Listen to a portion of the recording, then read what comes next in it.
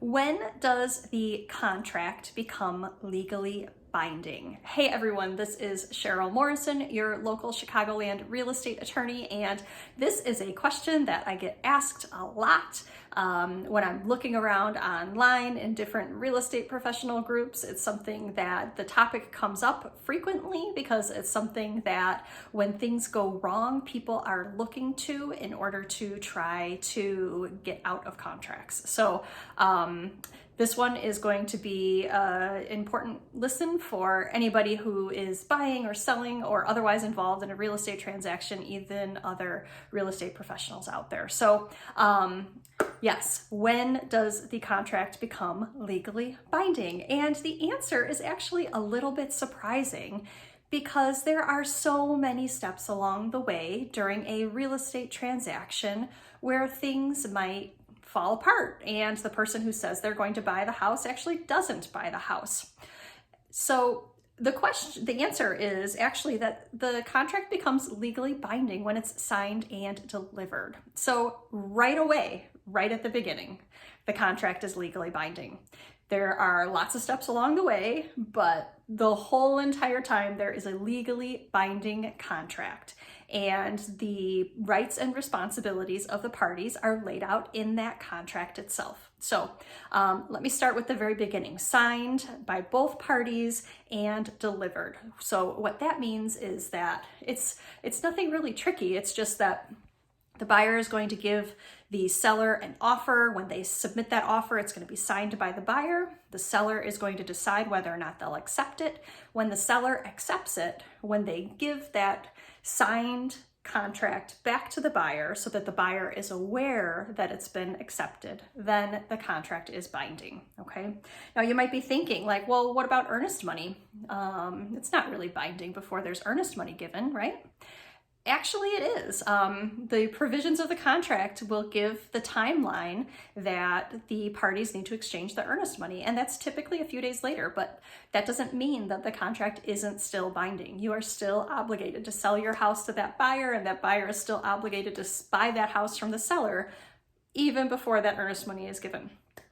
Same thing with the contingencies. There are a number of them. The attorney review, the inspection contingencies, maybe you've got to approve some homeowners association documents. Perhaps the seller is selling their home. Certainly there's a few days where you are going to be looking at homeowners insurance. Lots of different opportunities along the way for those contingencies. Does that mean that there's not a legally binding contract? No, it's still legally binding. Those contingencies are very limited in scope, and it sets out in those paragraphs the specific reasons that a party might be able to terminate the contract and then walk away clean from it. And if it doesn't fall into one of those specific categories, then you can't use that part of the contract in order to get out of your obligations. So the last thing is just that there's already in the contract in the covenant of good faith and fair dealing, which is something like an overarching just value that we have in our contracts here in Illinois. And that is that you need to be acting in good faith. You can't present offers to 6 different people and then, maybe 5 of those different sellers accept them and then you get to pick and choose. It doesn't work that way. That's not good faith and fair dealing. Likewise, a seller can't accept a contract and then get a better offer later that night and decide, well, I didn't really want to buy it. I don't want to do this after all. This doesn't matter. Sorry, buyer, let's just rip it up and I'm going to accept this one for $5,000 more. That's not good faith and fair dealing either. So, and this is really an important thing too, that if you are somebody who's helping buyers and sellers in these transactions, that you want to make sure that, you are mindful of your business reputation with these issues as well, and not try to, fit a square peg into a round hole when something happens like that, which makes your buyer or your seller, maybe have a little bit of buyer's remorse. You can't just decide that you don't want to go forward anymore. So I hope that this has been helpful. It's just a really high level overview. If you ever find yourself in a situation where one of the parties is having real issues about this, it is absolutely the time to call your real estate attorney.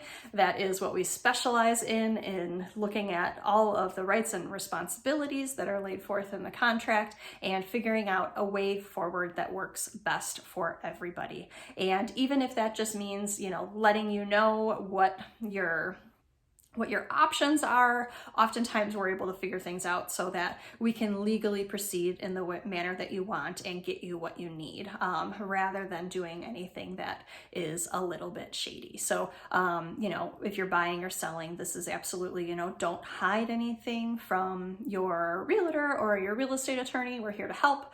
You just be honest with us and we will figure it out. So, yeah, that's that. So contracts, legally binding right away. It doesn't matter that there's all the different contingencies, that you're still waiting to tick those boxes for.